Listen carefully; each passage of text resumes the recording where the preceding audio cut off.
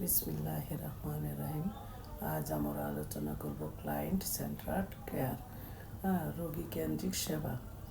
Client centred care হলো এমন একটি সেবা পদ্ধতি যেখানে রোগীর প্রয়োজন, পছন্দ, মূল্যবোধ ও মতামতকে গুরুত্ব দিয়ে সেবা প্রদান করা হয়।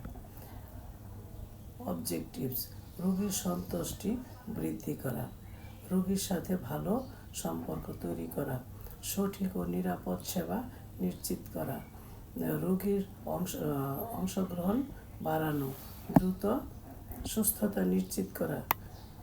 মূলনীতি: রেসপেক্ট, সম্মান করা, রোগীর মতামত ও বিশ্বাসকে সম্মান করা, ডিগনিটি, মর্যাদা দেওয়া, রোগীর সম্মান বজায় রাখা,